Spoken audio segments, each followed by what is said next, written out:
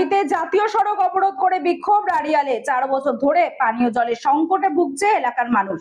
Pipeline ভেঙে যাওয়ায় জল মিলছে না বলে অভিযোগ এলাকার বাসিন্দাদের।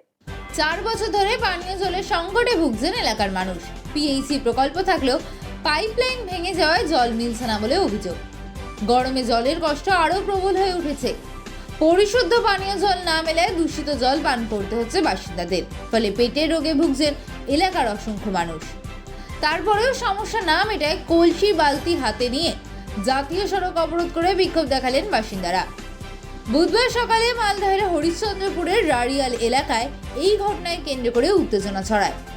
ওই এলাকাতে পাইপলাইন বসানোর কাজও বন্ধ করে দেন ক্ষুব্ধ বাসিন্দারা। বাসিন্দাদের অভিযোগ, তারা আগে তুলসীহাটার প্রকল্পে জল পেতেন, কিন্তু 31 নম্বর জাতীয় সড়কের কাজের জন্য 4 বছর আগে পাইপলাইন ভেঙে যাওয়ার পর থেকে জল সরবরাহ বন্ধ। তাদের পাড়র প্রকল্প থেকে জল সরবরাহের কথা বলা হয়েছিল, কিন্তু তাও সম্পূর্ণ করা হয়নি। তারপরে এদিন বিক্ষোভের পাশাপাশি কাজ বন্ধ করে দেন জলকষ্টে ভুগতে থাকা রাড়িয়াল এলাকার বাসিন্দারা। কেউ হয়তো দয়া থেকে দিচ্ছে, কেউ হয়তো ট্যাপের লাইন বন্ধ করে দিচ্ছে, ওখানে ঝগড়াঝাটি মারপিট। কোথায় যাবো? পুকুরের জল খাওয়া ভালো আছে। ভোট চাইবার বেলায় তো সবাই চেয়ে নেয়, ভোট নিয়ে তো চলে যায়, তারপর ঠেকা দেখে চলে যায়। আপনারা কি এখনো জল পান না? 4 বছর ধরে আমাদের তুষেরা জিপি থেকে জল আসছিল। 4 বছর থেকে আমাদের ট্যাপ চলে গেছে, ভেঙে গেছে, চুড়ে গেছে, কোনো খবর নাই। কত পিটিশন দেওয়া দেয়, মেম্বারকে বললাম, আর কাউকে বললাম, গ্রামবাসীকে সবাইকে বলেছি না হলে পথ অবরোধ করো। বলছে হ্যাঁ সময় আছে, করবে, সব খালি সময় দিচ্ছে কিন্তু করছে না।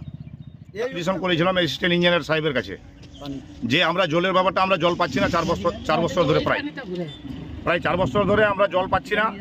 আমাদের গ্রামে রাড়িয়ালে জল বন্ধ হয়ে আছে এবং তুলসিয়াটায় জল আনতে যাচ্ছে, ওখানে মারামারি হচ্ছে, তুলসিয়াটার লোক জল নিতে দিচ্ছে না।